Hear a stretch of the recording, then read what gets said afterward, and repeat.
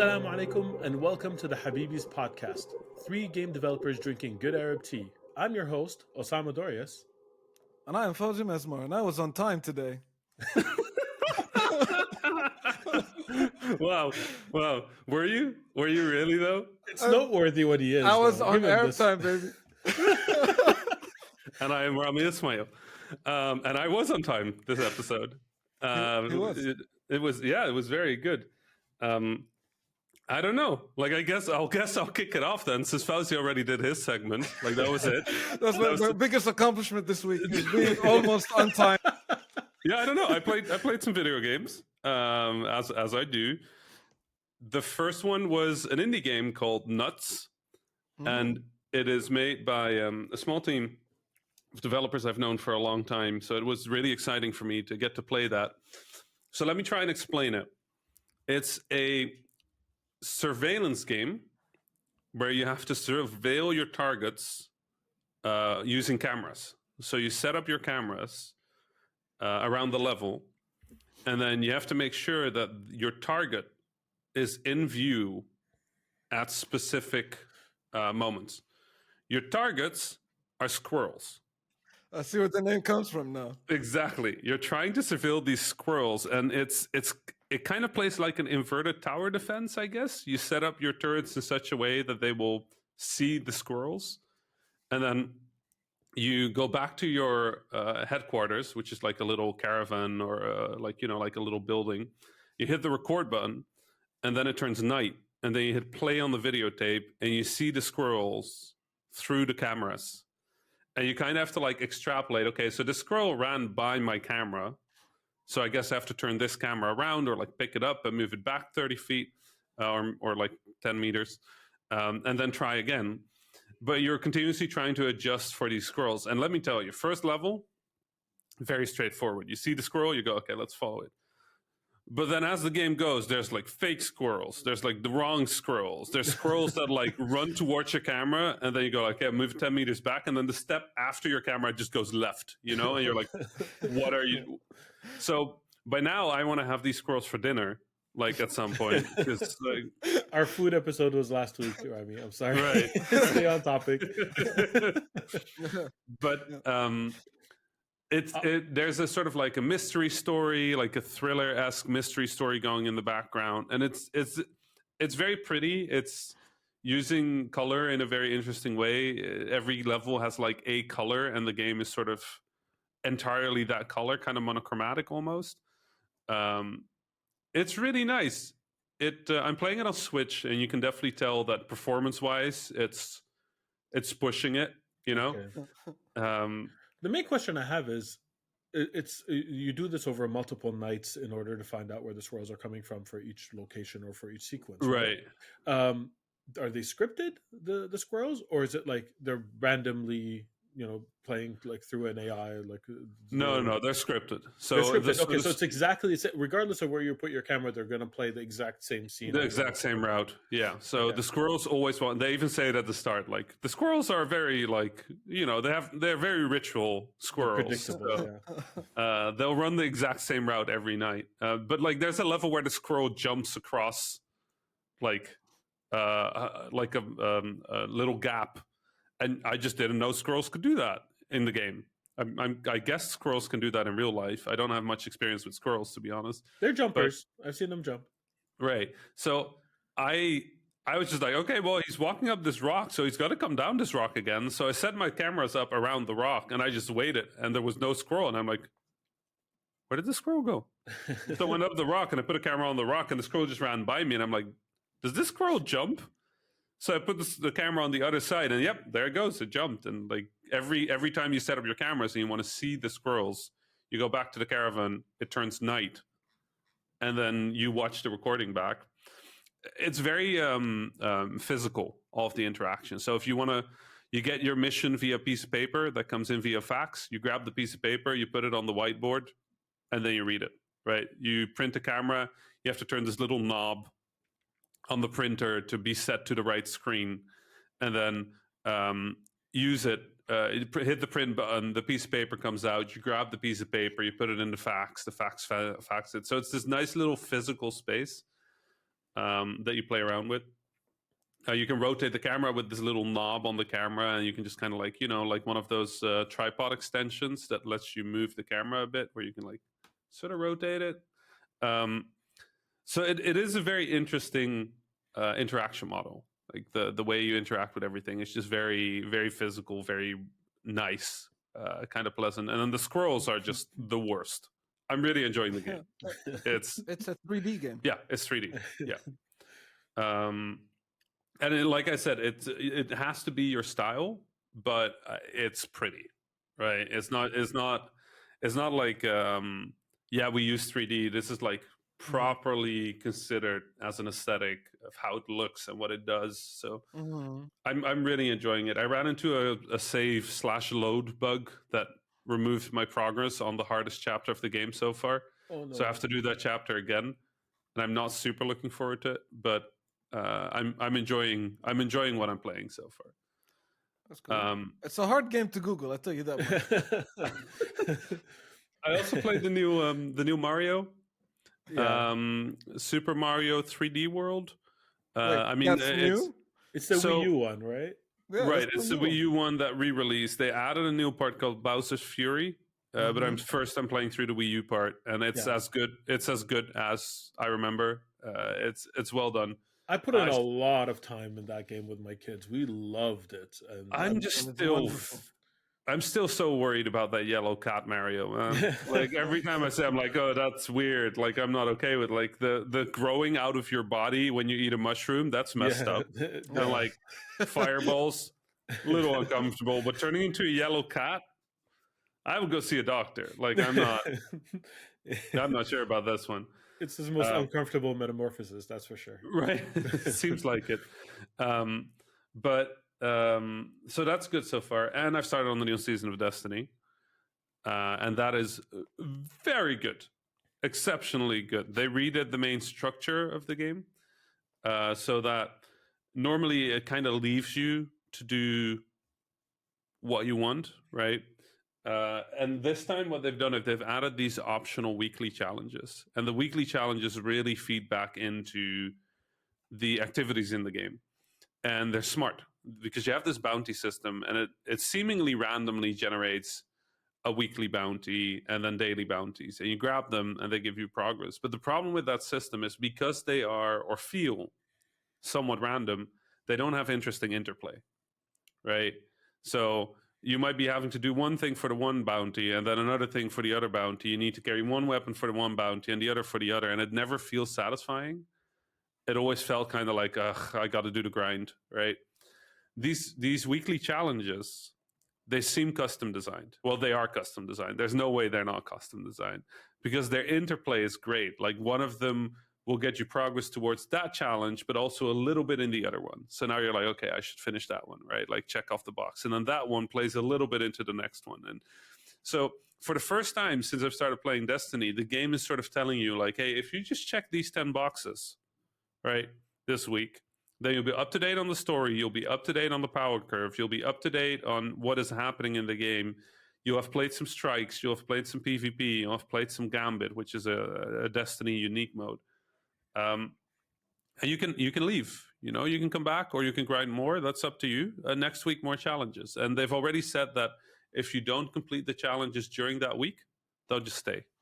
Yeah. And you'll still make progress to them in the future. And at the end of the season, there'll be a few weeks without new challenges, so you can catch up.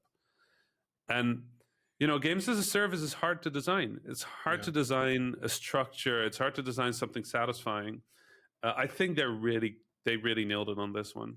The rewards are more predictable. The progress in one thing gives you progress in all the things. It's wonderful. I've checked my 10 boxes for this week. I can't wait for next week. Awesome. That's great. Well, I've played some games as well. The first one I've played is your recommendation, 13 Sentinels. So, to my embarrassment, I realized that it's pronounced Aegis Rim, because I've been saying it embarrassingly wrong for my entire life, because it's a word I never heard said. It was always just a thing I read, and I tried to figure it out. These are your embarrassments, Osama. These are the things you're embarrassed at. Well, I'm not going to tell you how I used to pronounce it, because then you'd like facepalm. That's very low on my list of embarrassment. Like maybe in like around the 500, maybe below. Oh yeah. I mispronounced the word. Oh, there were a few words that I've changing the topic slightly. Yeah, There's a few words that I had learned only from reading. Like I used to say Ari instead of Arai. I knew the word Arai, I just didn't know how to write it, and I thought Ari and Arai were the two different words that meant the same thing. Like things like that, where you're just like, I didn't, English is like your third language, mate, or second language at least. So it was the third I learned actually. So right. Wow. Yeah, we'll figure it out. So 13 Sentinels is surprising in many ways and predictable in a lot of others. If I haven't finished it, of course, so I'm going to come back and talk about it a little bit more later. But the one thing that's like really surprising about it is it throws you into the story without any training wheels, like right away. You're like, oh, just from the very beginning, you realize, okay, some people are confused. They don't know what they're talking about. Other people know everything and they're not talking yet. There's time travel involved. Like right away, you figure out there's time travel involved, and you're like, well, okay, where am I, and what happened before this? And now they're talking, and it just changed scenes, and they just introduced a seventh character. Like already at this point, I didn't even memorize the names of the first three, and I'm trying to keep everything straight, but it keeps you in there. Like it's interesting, it's intriguing. It keeps introducing a mystery after the next one. I'm like, okay, I want to know why that person did that thing, like suspiciously, while the other person was spying on them, and why he thinks that she's someone else, or all that thing. It's intriguing. The predictable thing is kind of more thematic, other than the narrative.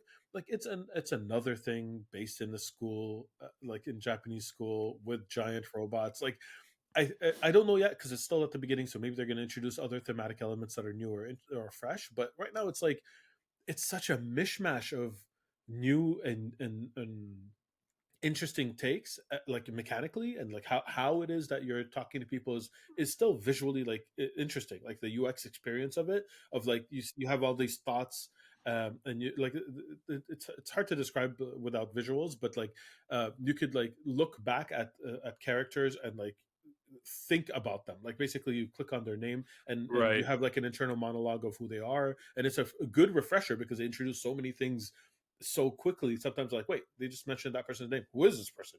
I can't remember anymore. So it's really interesting, and you could actually link it to other people. So if you could ask someone about something in the same way. You're like, hey, I'm thinking about this, and now I want you to think about this. What do you want to like mechanically, UX experience wise? It introduced a few things. I like the combat. I didn't get to a point where it's hard at all. I'm still doing, like, I think it's very long, and I expect it's very long into the tutorial phase where it's like, here's the thing, now you could use it. But I like it so far. I'm actually really happy that you asked me to play it. It's one of those games that I cannot play when my kids are around, because my kids, even when I'm not with them, I'm with them, if that makes sense. Right. Which I'm going to touch on in the next game that I played this week, and show you what I mean. So like the time for it is going to be a little bit limited. It'll take me a while to finish it, but I'm really happy that it's there. It's one of those. Yeah. It's in like the thing I think is really interesting is that if you would make a bingo card with sci-fi tropes, it would not be a very interesting bingo game, because you would complete the full card, right? Not just one line, like the entire both sides of the card. Like everything gets checked. But it's really cool because you don't know how they connect, right? And I think that for me, that's part of where the beauty of the game is. Like you kind of know all the things that might happen or could happen, but the joy of the game becomes in figuring out which ones it isn't, right, or how it doesn't work. And they're throwing a few things that I'm assuming are red herrings, like pushing in different directions, but I don't know for sure, and I'm looking forward to finding out if that's actually the case or not. I enjoyed that game a lot. So I'm enjoying it now. Like I don't think I played anything like it before. No, I don't think I'll ever play anything like it again. Yeah. So that's high praise. That's really high praise. Right. The other game I played is called Wobble Dogs. And what? Wobble Dogs, one word. Wobble Dogs. We have nuts and wobble dogs this week. This is an What's going on? What's going on? So you can definitely indie week. Look it up. It's from a company called Animal Uprising, which a developer called Animal Uprising, which I think it's their first game. I've never heard of them before. Oh my god! Yes. So it's like The Sims meets Viva Pinata slash Dogs Cats from the Microsoft games from before. It's the dogs are wobbly and they can mate, and then their offspring are more wobbly.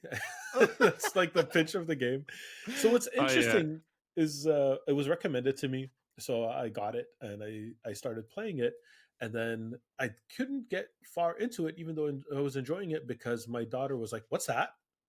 And she kind of like showed up and she's like, "Can I play?" And she pushed me out of the way, and she spent hours on it while I was watching and like helping her a little bit to understand the concepts.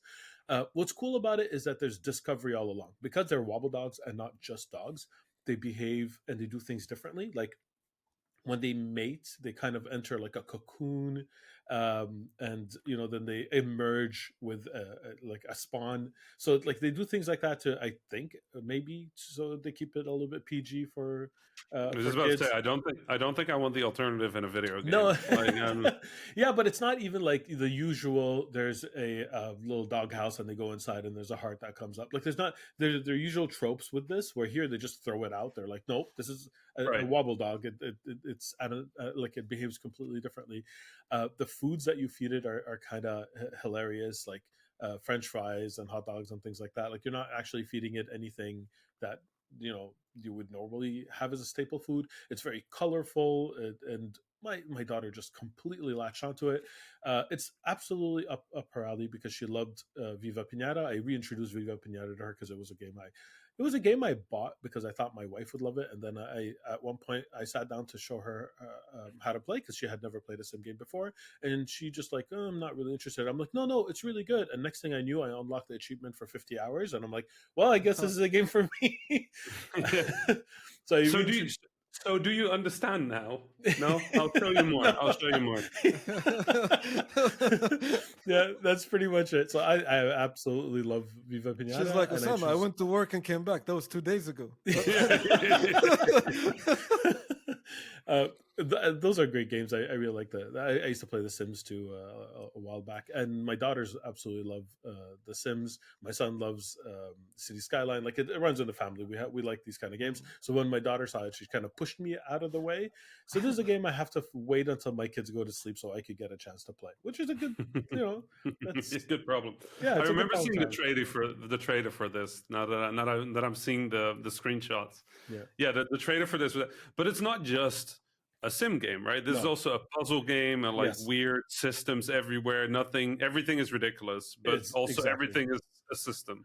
Yeah, exactly. There's like from what I could tell from what she was doing, there's also a mating mini game where you could like try to breed them into different other wobbly dogs, but I didn't get a chance to really Did, jump did she into play for 50 hours and then look at you and go like, "So do you understand now?" it.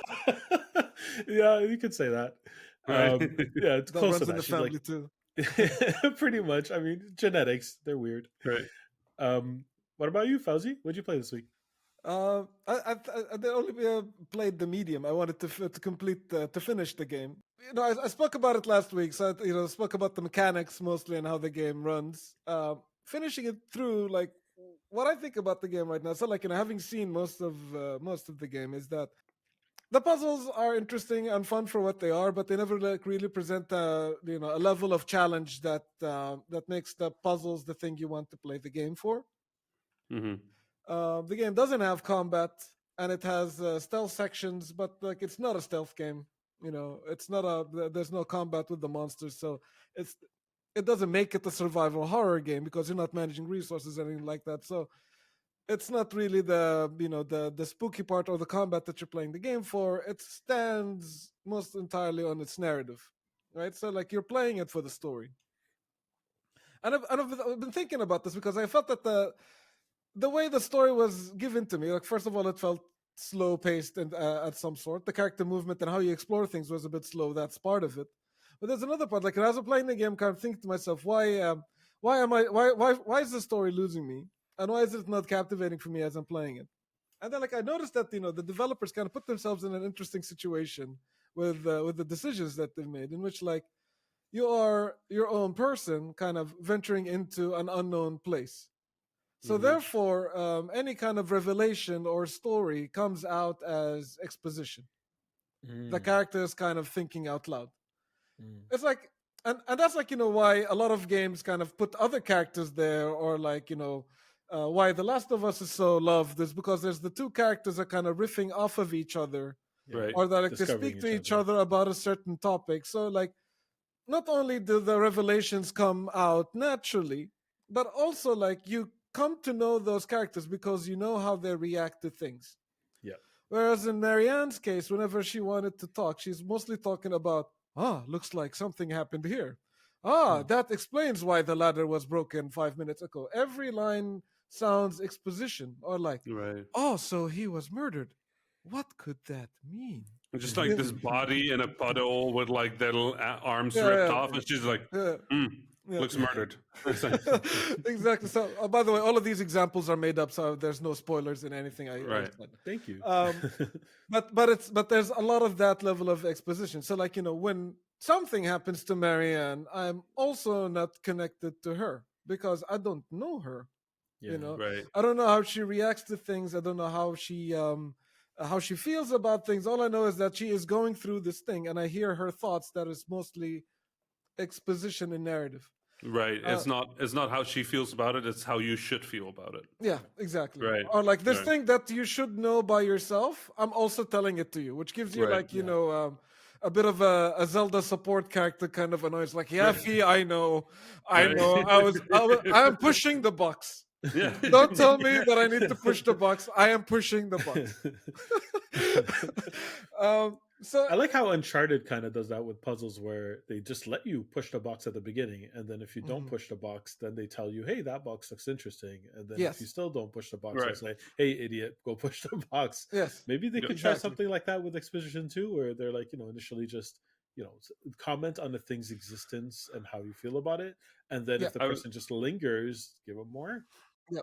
It's a bunch of like, like you can tell that there was a guiding vision for the game, and that kind of like cornered some creative decisions going forward. Like um I think at some point, like this is me speculating, I don't know anyone who worked on this game. So like at some point they were probably going like, we don't want backtracking in this game. mhm. Like most of these like Silent Hill type games, you backtrack and you find items to solve the puzzle. Yeah. So we go like, we don't want any of this backtracking stuff. But because of this, the puzzle are almost always self-contained. So you go into the room, and everything you need to solve the puzzle is in the room. Right. So at some point, you kind of figure out what needs to be done, and then it starts to feel to you like you're going through the motions. Right. Or like, all right, so I need to get this scissors to cut this paper to stick it on the fridge. Also made up example. Also terrible made up example, because why would you Right. stick a paper on the fridge? I think there's a bunch of that. Like the strengths of the game come from the setting, the spooky setting, the ghosts, the haunted part of it, the supernatural part of it. I think the game doesn't rely on jump scares almost at all, which I kind of respect. At that they mostly rely on building atmosphere. But Right. as a game maker, as I'm playing it, I'm not really worried because I know where the fail state is and I'm gonna retry. So it didn't get to me. But Right. if I was superstitious, Right. uh, I mean, is because I was just thinking about the scissors. Right? You gave that example about scissors. Do you? Because in Egypt we have a superstition that you can't leave scissors open, Hmm. right? Or you shouldn't use scissors without cutting anything, right? There's like is there a similar superstition for y'all where you can't use scissors without cutting anything or like leaving them open? I haven't heard that specific yeah, one. first one for me Huh. actually. Yeah, Yeah, we have a I- whole bunch. If you want superstitions, I have a long list that I Right. could share with you. Well, No tell us. problems. Well, okay. So this is the interesting part growing up is because my parents were both the source of my access to superstition from Iraq, but also religion, and a lot of times these two things kind of merged where I didn't know if one thing had any like let's say it's straight like Religion. any religious backing at all, or if it was just completely something that came out of culture. No judgments either way, just saying it straight. One of my mom's favorite things to tell us is pick up your prayer rugs because the angels are holding it up, and you don't want them to hold it up forever the entire day. And this Right. was like, it turned out, of course, later on I realized that there had zero like linked to religion whatsoever. It was just a cultural thing that didn't come up from any hadith or any sayings of the prophet. But what was interesting about it is, as a kid, I'm like, they're angels. Like, let them hold it up. What else do they have to do? we had the opposite. Like, if you leave it there, the devil will dance on it. Right? Oh. Shaitan will sit on it, and that's also not good. Well, we had the wash your face when you wake up in the morning because the devil spat on it at night while you were sleeping. What is the devil up to, man? Like this? Oh no, he's a busy man. The worst prankster in the history of it, like just spitting on people and like It's dancing also on like the prayer. he's spying on every meal until they're like, oh, those people didn't say Bismillah. Let's jump in, boys. Like bring in all the other shayateen. We got free meals over here. But some of these go really intense, like the air conditioning or fans. You shouldn't leave fans running in your room when you go to bed because you will die. Yes. I was like, yes. Where did this start? Because like the thing is, like, some of these you can kind of like, you can retrace them through the past, right? You can kind of figure out, okay, so but where did the idea come from? Is this just something that parents made up to tell their kids that to lower their energy bill? Right? Like, oh, if you leave the takif running at night, like, you will suffocate. And it's like, because it generally has a root. Well, that's the thing. That's the confusion, is because the parents are. That's why we were very careful with our kids. Changing topic just slightly, we're very careful with our kids with the topic of Santa Claus, because we realize that we are the source of everything that they know. And from our point of view, like me and my wife, when we discussed it, we're like, what do we do about Santa Claus? We decided we didn't want to tell them Santa Claus was real, but we also didn't want to put them in a situation where they felt like they weren't part of the culture here of talking about Santa Claus. And what we landed on is that we were going to tell them that Santa Claus is real in the same way Spider-Man is real. He's in movies, but it's really a person wearing a costume. So yeah, Spider-Man is real. It's a real character, and Santa Claus is a real character. So this way they don't slip up and say, "Oh, you believe in Santa? Santa's not real," in front of their kid, like their friends who are kids, like and kind of ruin that for them. They can still participate in "Oh, that's Santa. I know what Santa is." And in a similar way, the reason we did that is because me growing up, I didn't have that filter. Like, what is, like, my parents would say both the superstitious thing and the religious thing and the science thing, because my dad is a petroleum engineer and he loves physics, like, back to back to back, and I couldn't tell the difference. Like, where are the lines? Right? Like, I believed it all because I'm right. until I was a teenager, and I didn't believe any of it because that's the natural progression of how it goes. But did you really told your kids Spider-Man's not real? No, Spider-Man is real. Like, of course, he's a real character in comic books, in movies. Rabbi, stop it. One of the aspects of Arab culture that I like think about, as I explained to my friends who are not from the region, is like the concept of the evil eye, or the eye of the envious, right? Yeah. So like most Arab people, like, if you say like, "Oh, I envy you," they'll be like, why would you do that? Because like the concept of envy is kind of different, right? So like for those who are listening, envy, like for Arabs, it's not like wishing what the other person has, is wishing that the other person loses what they have so that you can have it. And it's like a huge thing in the Middle East in terms of like, if you say like, I've got this good thing, right, then you need to protect it from the evil eye, because somebody could like go like, "Oh, that's a nice car you have here." If somebody would say that, then that means that they automatically have cursed your car. Right. Yes. And you need to immediately protect it with blue jewelry. And what is it? Like turquoise sort of stones. Exactly. Or like the little eye hanger. With the eye, like there's the Hamza, I think it's in a lot of cultures in the Middle East. It's basically a palm of the hand, and there's an eye in the middle of it. Right. And that's usually, it's basically a hand to repel the eye of the envious. It's just really nice that the eye of the envious is so like considerate of like stop gestures. Yeah, like, exactly. Oh. No, please, no envy. Okay, no problem. I'll envy someone else. I'll go to the neighbors. I'll envy somebody else. And we have this thing like we used to say like some of the kids at school, they'll be like, this boy Ahmed, he has a hot eye. So what that means is that whether he intends it or not, Ahmed has this ability to curse people. Like he will envy you whether you're like oh wow, you guys have a really nice door. Boom, door collapses immediately. Right, immediately. There's like bad luck follows Ahmed in whatever he points out at. And Right.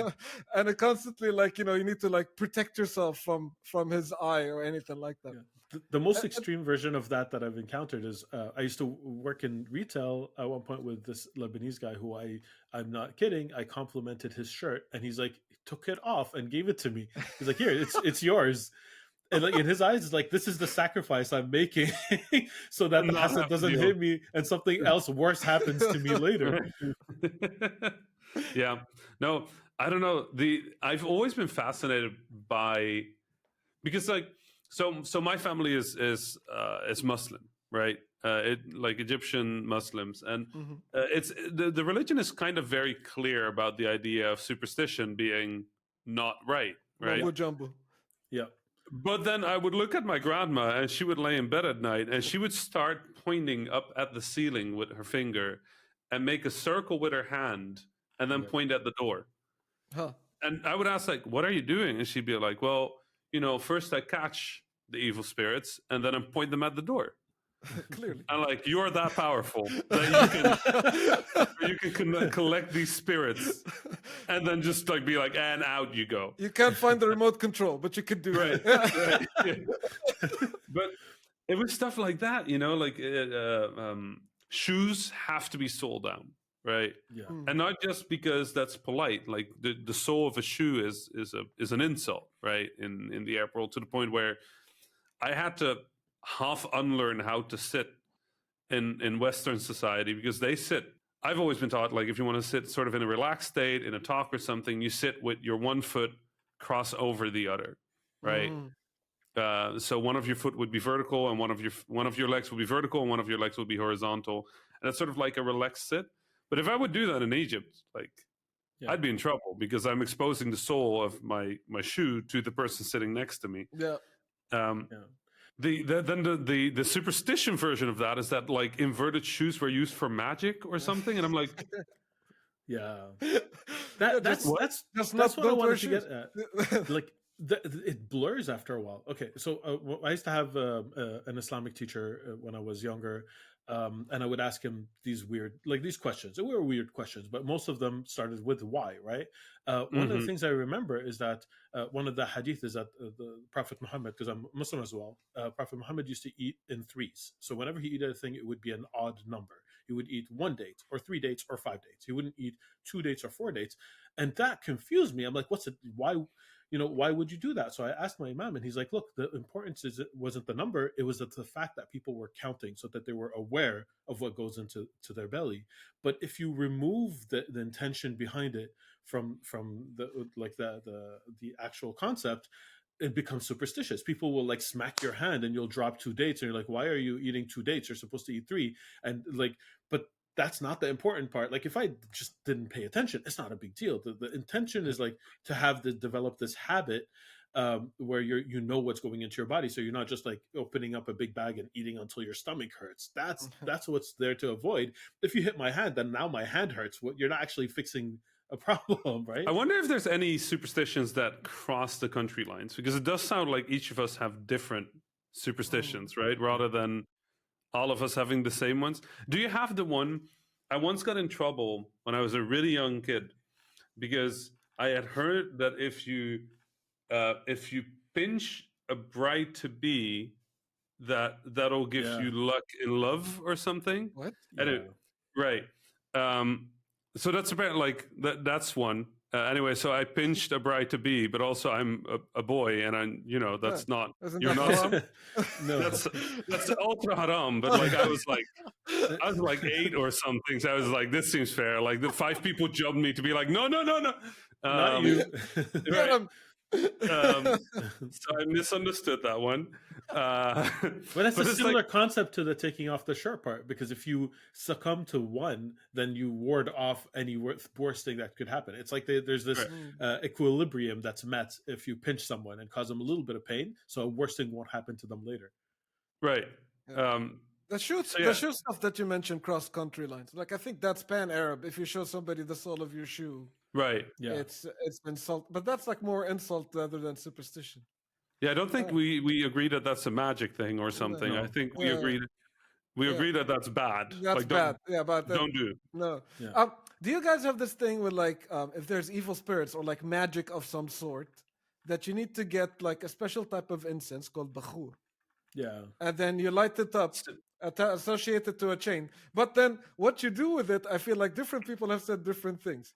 Like there are people that like light it in like this, I don't know, it's a vase or whatever you light the incense.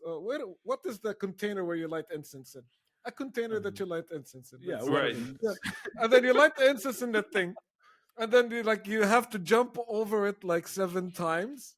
You know, Yeah, you need to jump back and forth over that thing so that you Wow. get instant smoke up your bum, and that's how like the evil spirits go away. Okay, that I haven't seen. I've just seen Yeah. the put it everywhere in the house until you can't breathe. are you sure that's not your friends just giving you?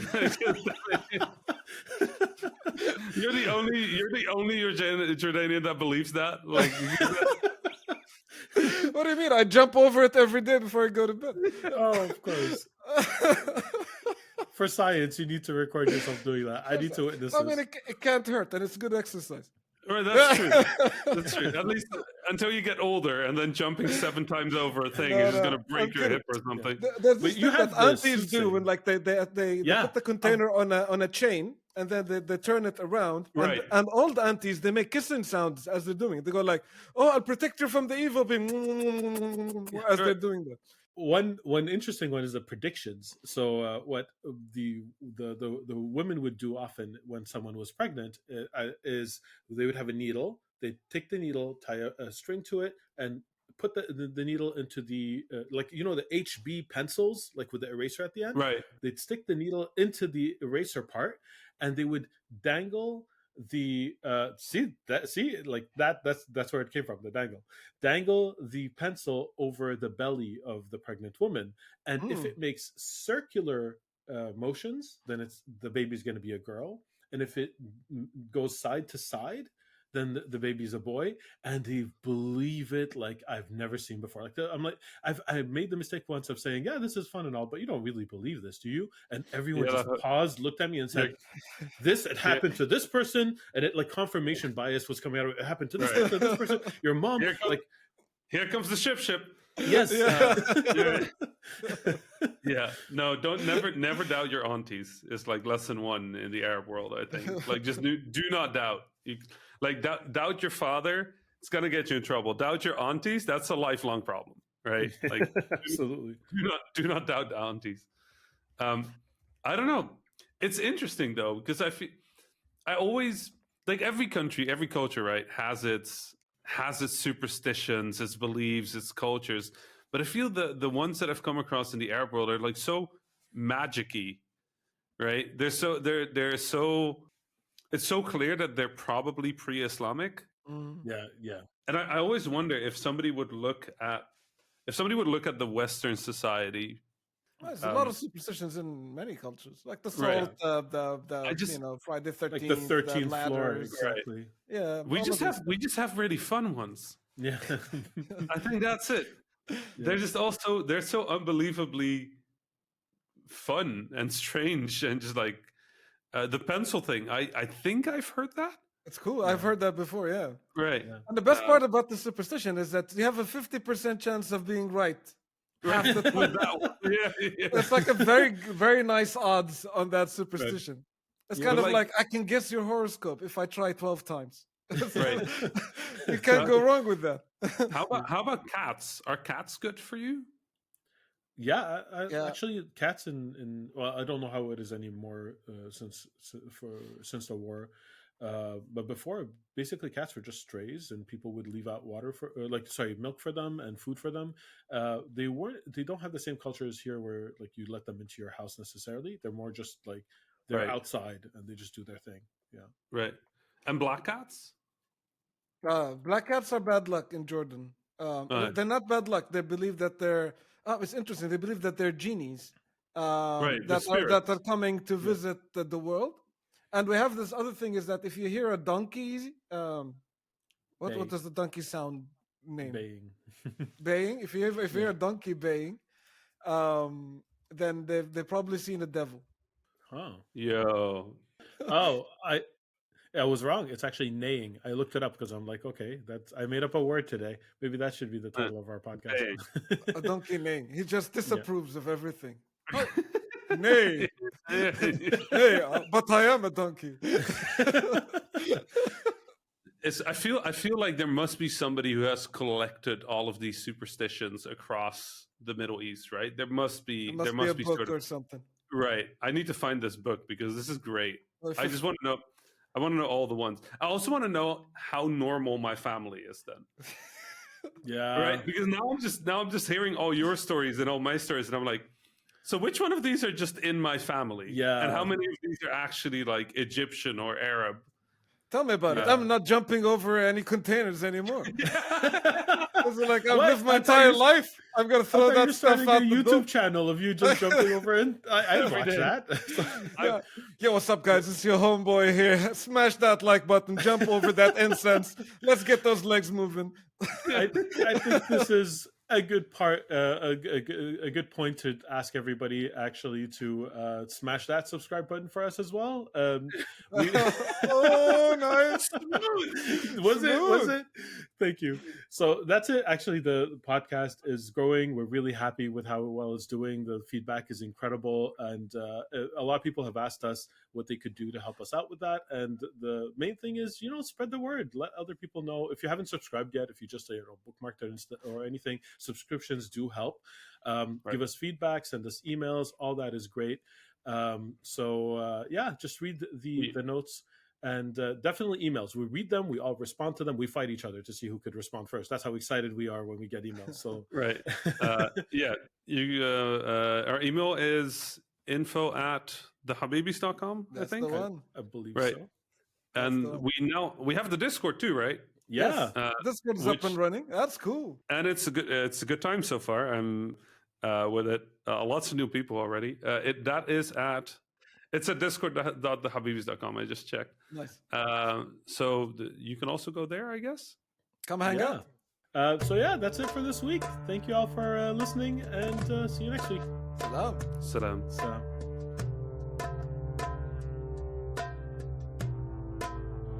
That was the Habibis podcast for this week.